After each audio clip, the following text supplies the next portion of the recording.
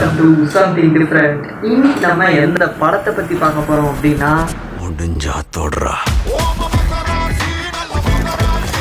S, நம்ம SK அவர்களுடைய மதராசி படத்துடைய ரிவ்யூ தான் இந்த வீடியோவில் பார்க்க போகிறோம். அதுவும் ஸ்பாய்லர்ஸ் இல்லாமல். இந்த படத்துக்கு பெரிய எக்ஸ்பெக்டேஷன்ஸ் இருந்துச்சா அப்படின்னு கேட்டால் என்னை பொறுத்த வரைக்கும் இல்லைன்ட்டு தான் சொல்லி ஆகணும். அப்புறம் படத்துடைய டீமும் பெருசாக அந்த அளவுக்கு ப்ரொமோஷன் பண்ணி ஐப்பை ஏற்றி விடலை. ஒரு நார்மலான ஐப்பில் தான் படம் ரிலீஸ் ஆச்சு. அண்ட் என்னோட எக்ஸ்பெக்டேஷன்ஸ் என்ன அப்படின்னு கேட்டிங்கன்னா, எஸ்கே அவர்களுக்கு பிரின்ஸ் படத்தை தவிர ரீசெண்டாக அவருக்கு ரிலீஸ் ஆன எல்லா படமும் பிளாக் பஸ்டர்ஸ் தான். அதுவும் லாஸ்ட்டாக ரிலீஸ் ஆன அமரன் படம் வந்து பயங்கரமான ஹிட்டு. தளபதி வேற துப்பாக்கியை வேற கையில் கொடுத்துட்டு போயிருக்காரு. அவர் வந்து ஒரு நல்ல ஃபார்ம்ல இருக்காரு. ஆனா ஏஆர் முருகதாஸ் அவர்கள் ஒரு நல்ல ஃபார்ம்ல இல்ல அப்படின்றதா சொல்லி ஆகணும். ஸ்பைடர், சர்க்கார், தர்பார், லாஸ்டா வந்த சிக்கந்தர் வரைக்குமே ஒரு flop to average movie category தான். அதெல்லாம் வச்சு பார்க்கும்போது இந்த படம் எப்படி வரப்போகுது அப்படின்ற ஒரு எக்ஸ்பெக்டேஷன்ஸ் எனக்கு இருந்துச்சு. என்னோட எக்ஸ்பெக்டேஷன்ஸை இந்த படம் சாட்டிஸ்ஃபை பண்ணிச்சா பண்ணலையா, இந்த படத்துல என்னென்னலாம் இருக்கு, எப்படியெல்லாம் நம்ம கொடுத்த டிக்கெட் ப்ரைஸுக்கு இந்த படம் ஒர்த்தா இல்லையா அப்படின்றதெல்லாம் இந்த வீடியோவில் பார்க்கலாம். வளவலன் பேசாம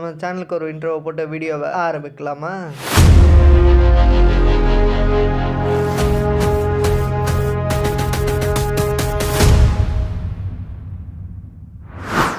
படம் ஆரம்பிக்கும் போதே கதைக்குள்ளேயும் போயிடுறாங்க. அண்ட் ஸ்டோரியும் பயங்கர இன்ட்ரெஸ்டிங்காக இருக்கும். ஸோ அதை பற்றி நம்ம அப்புறமா பேசுவோம். இந்த படத்துக்கு மிகப்பெரிய ப்ளஸஸ் அப்படின்னு பார்த்தா இந்த படத்துடைய கேஸ்ட் தான். அப்புறம் நிறைய பேர் வந்து எஸ்கே அவர்கள் வந்து ஓவர் ஆக்ட் பண்ணியிருக்காங்க. ரொம்ப ரியலிஸ்டிக்காகவே இல்லை, ஒரு மாதிரி ஓவர் ஆக்டிங் பண்ண மாதிரி இருக்குது அப்படின்ற மாதிரி நிறைய பேர் சொல்லிட்டு இருந்தாங்க. ஆனால் என்னை பொறுத்த வரைக்கும் அவர் சூப்பரான ஒரு ஆக்டிங்கை இந்த படத்தில் கொடுத்துருக்காரு. அண்ட் இது வரைக்கும் நம்ம பார்த்த எஸ்கே அவர்களுடைய கேரக்டரில் இந்த கேரக்டர் செம டிஃப்ரெண்டான ஒரு கேரக்டர். அதை நல்லாவே பண்ணியிருக்காரு. பர்ஃபார்மன்ஸாக இருக்கட்டும் அண்ட் அவருடைய ஆக்ஷன் சீக்வன்ஸாக இருக்கட்டும் எல்லாமே பயங்கரமாக இருந்துச்சு. இவர் இந்த படத்துக்கு ஒரு மிகப்பெரிய ப்ளஸ். இவருக்கு அடுத்து எனக்கு ரொம்ப பிடிச்ச ஒரு கேரக்டர் அப்படின்னு கேட்டால் இந்த படத்துடைய வில்லன் கேரக்டர் தான். நிறைய பேருக்கு துப்பாக்கி படத்துடைய வில்லன் அப்படின்னு சொன்னால் தான் ஞாபகம் வரும். துப்பாக்கி அவன் கையில் இருந்தாலும் வில்லன் நான் தான்டா.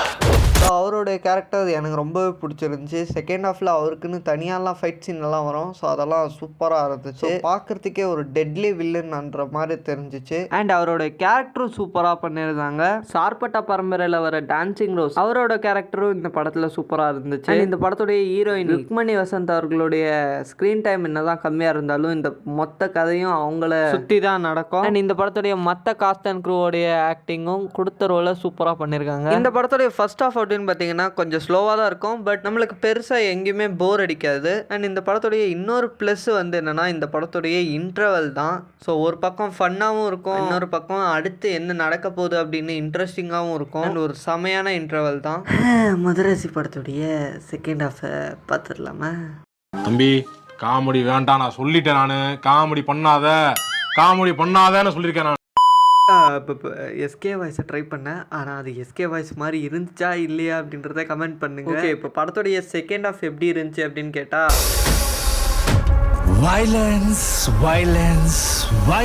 ஆமாம், செகண்ட் ஹாஃப் மொத்தமே ஃபுல் அண்ட் ஃபுல் ஆக்ஷன் தான். அண்ட் ரொம்ப ஸ்பீடாக போயிடுச்சு. படமே சீக்கிரமாக முடிஞ்ச மாதிரி. அண்ட் படம் டெக்னிக்கல் வைஸாகவும் சூப்பராக இருந்துச்சு. படத்துடைய எடிட்டிங், கேமரா ஒர்க், முக்கியமாக படத்துடைய ஆக்ஷன் சீன்ஸ் எல்லாம் சூப்பராக இருந்துச்சு. ஸ்டண்ட் எல்லாம் வேற லெவலில் பண்ணியிருந்தாங்க. அண்ட் இந்த படமே மொத்தமாக ஆக்ஷன் பேக்டு மூவியாக தான் இருக்கணும் அப்படின்னு பண்ணியிருக்காங்க. அது சூப்பராக பண்ணியிருக்காங்க. படத்துடைய மியூசிக் நம்ம அனி அவர்கள் எந்த மாதிரி சம்பவம் பண்ணி வச்சிருக்காரு அப்படின்னு கேட்டால், நான் ஃபோனில் கேட்கும் போது எனக்கு சலம்பல சாங்கை தவிர மிச்சம் எந்த சாங்கும் எனக்கு பெருசாக அட்ராக்ட் ஆகல. படத்தில் பார்க்கும்போது நான் எக்ஸ்பெக்ட் பண்ண மாதிரி சலம்பல சாங் வந்து எனக்கு சூப்பராக இருந்துச்சு. அப்புறம் தங்கப்பூவேன்னு ஒரு சாங் வரும், அந்த சாங் வந்து செமையாக இருந்துச்சு. அண்ட் மிச்ச ரெண்டு சாங் வந்து கதையோட வரும்போது நல்லா தான் இருந்துச்சு. பீஜம்ஸ் அப்படின்னு பார்த்தீங்கன்னா எனக்கு முடிஞ்சா தொடரா அப்படின்ற ஒரு பீஜம் வரும், பயங்கர மாசா இருந்துச்சு. அப்புறம் வில்லனுக்குன்னு ஒரு பீஜம் வரும், அது படத்தில் பார்க்கும்போது செம சர்ப்ரைசிங்காக இருந்துச்சு, சூப்பராக இருந்துச்சு. ஆனால் எனக்கு கூலி அளவுக்கு இருந்துச்சா அப்படின்னு கேட்டால் கொஞ்சம் டவுட் தான். ஏன்னா கூலி படத்தில் நிறைய பீஜம்ஸ் வரும். ஸோ அதை கம்பேர் பண்ணும்போது இந்த படத்தில் 2 பீஜம் தான் நினைக்கிறேன். அதை மாற்றி போட்டு மேட்ச் பண்ணியிருக்காங்க. பட் அப்படி இருந்தாலும் ரொம்ப மோசம்னெல்லாம் சொல்ல முடியல. ஒரு ஓகே டு டீசென்ட் அப்படின்ற மாதிரி தான் இருந்துச்சு. இதெல்லாம் படத்துடைய ப்ளஸஸ். படத்துடைய மைனஸ் அப்படின்னு பார்த்தீங்கன்னா, இந்த ஒரு படம் பயங்கரமான ஒரு action movie, full and full ஒரு ஆக்ஷன் மூவின்றதுனால ஒரு சில பேருக்கு இது பிடிக்கும். பட் ஃபேமிலி டைப் ஆடியன்ஸ்க்கு இந்த படம் பிடிக்குமா அப்படின்னு கேட்டால் கண்டிப்பாக பிடிக்கிறதுக்கு வாய்ப்புகள் கம்மி தான். சொல்ல வேண்டியது எல்லாமே ஃபர்ஸ்ட் ஹாஃப்லேயே சொல்லிட்டேன். பண்ணிட்டாங்கன்றதுனால செகண்ட் ஹாஃப்க்கு கண்டென்ட் மிஸ் ஆச்சு. அங்கே மட்டும் இன்னும் கொஞ்சம் ஏதாச்சும் ஒரு விஷயத்த உள்ளே எடுத்துகிட்டு வந்து கொஞ்சம் இன்ட்ரெஸ்டிங்காக பண்ணியிருந்தா பெட்டரான மூவியாக வந்திருக்கும். அப்புறம் இந்த படத்துடைய டைட்டில் மதராசி அப்படின்னு, ஆனால் படத்தில் ஒரு இடத்துல கூட மதராசி அப்படின்ற ஒரு டைலாக் கூட வரல. சும்மா நம்ம அந்த ட்ரைலரில் பார்த்த அந்த மதராசி பிஜிஎம் மட்டும் அப்பப்போ போட்டு விட்டுறாங்க. அண்ட் இந்த டைட்டிலுக்கு முருகதாஸ் அவர்கள் என்ன சொல்லியிருந்தாரு அப்படின்னா, இந்த படத்துடைய வில்லன் வந்து ஒரு நார்த் இந்தியன், அவர் நம்ம சவுத்துக்கு வந்து தமிழ்நாட்டுக்கு வந்து ஒரு தமிழனை பார்க்கும்போது அவரோட பாயிண்ட் ஆஃப் வியூலேருந்து ஒரு தமிழனை எப்படி கூப்பிடுவார் அப்படின்றது தான் இந்த படத்துக்கும் இந்த டைட்டிலுக்கும் இருக்கிற கனெக்ட். இந்த டைலாக்கை தமிழ் சினிமாவில் நம்ம நிறைய வாட்டி கேட்டுட்டோம். பட் அப்படி இருந்தாலும் இந்த ஒரு படத்துடைய டைட்டில் அப்படின்னு இருக்கும் போது படத்தில் ஏதாச்சும் ஒரு இடத்துல இந்த டைலாக்கை பிளேஸ் பண்ணியிருக்கலாம். பண்ணியிருந்தா இன்னும் கொஞ்சம் இந்த டைட்டிலுக்கும் இந்த படத்துக்கும் இருக்கிற கனெக்டாக இன்னும் கொஞ்சம் ஸ்ட்ராங்காக இருக்கும்.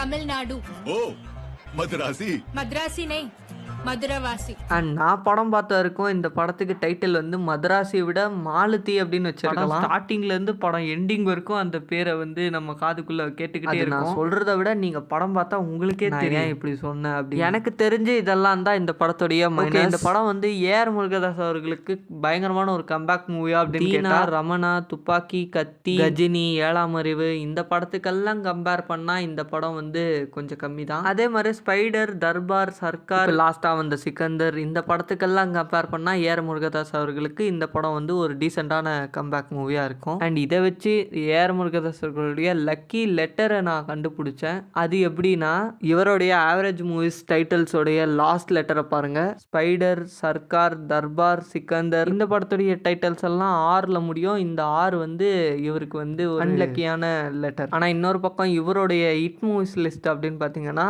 கஜினி, துப்பாக்கி, கத்தி இந்த படத்துடைய லாஸ்ட் லெட்டர்லாம் ஐ. ஸோ இதெல்லாம் வச்சு பார்க்கும்போது இவருடைய லக்கி லெட்டர் வந்து ஐ. இதுதான் நான் கண்டுபிடிச்சேன். ஜப்பான்காரன் என்னென்னமோ கண்டுபிடிக்கிறா, நான் எதை கண்டுபிடிச்சிட்டு வந்து.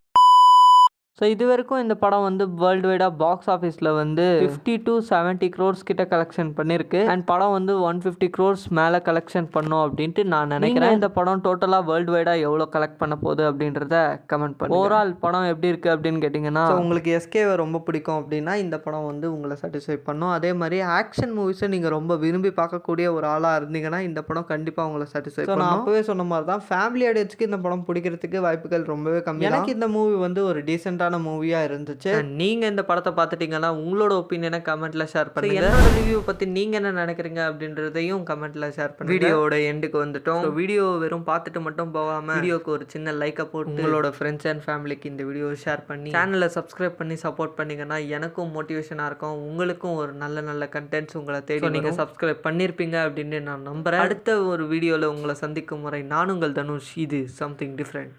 By guys. அவன் உடம்புக்கு ஒண்ணும் இல்லம்மா, மூளைதான். அவன் ஒண்ணு நினைச்சிட்டான்னா அதை முடிக்கிறதுக்கு எந்த எக்ஸ்ட்ரீமுக்கு வேணாலும் போவான்.